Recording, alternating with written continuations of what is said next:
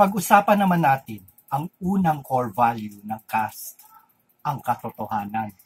Kabilang dito ang mga sumusunod. Katotohanan sa pagsabi kung ano ang nakikita, nadarama at naririnig. Mahalaga sa cast ang pagsasabi ng totoo at pagiging totoo. Bilang isang sining, ang teatro ay nagpapamahalas ng katotohanang nakikita, nadarama at naririnig sa ating kapaligiran. Hindi dapat ito ginagamit sa pagkakalat ng mga maling balita o impormasyon. Katotohanan din ang pagtindig sa tama. Bilang mga artista, dapat lagi tayong nakapanig sa katotohanan. Para malaman natin kung ano talaga ang katotohanan, kailangan maging mapanuri tayo o kritikal sa mga nakikita, nadarama at naririnig. Wika nga, the truth shall set you free. Katotohanan din ang pagkakaroon ng pananampalataya sa malikhaing presensya ng may lalang. Kung anuman meron tayo ngayon, ay galing ito sa pinakadakilang may lalang. Kaya't kailangan gamitin natin sa wasto ang ating mga talento. Katotohanan ang pagiging totoo sa sarili at sa kapwa.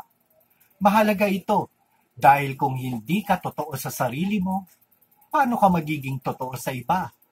Huwag nating itago o ikahiya kung ano tayo at sino tayo. Dahil kung ano ka man at sino ka man, tanggap ka namin sa cast. Ang katotohanan ay katapatan sa sarili, sa kapwa at sa organisasyon.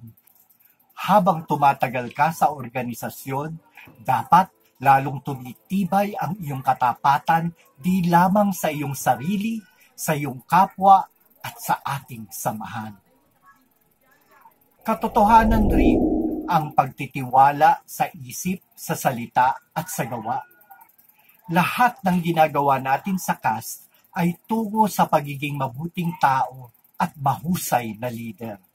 Kaya dapat nating ibigay ang lubos na pagtitiwala na hindi tayo dadalhin sa masama ng organisasyon. Katotohanan rin ang kalinisan ng loob at labas ng pagkatao. Dahil tayo ay hinuhubog upang maging mabuting leader, mahalaga na tayo ay maging mabuting halimbawa sa iba. Umiwas tayo sa mga bagay na ikasisira ng sarili at ng organisasyon.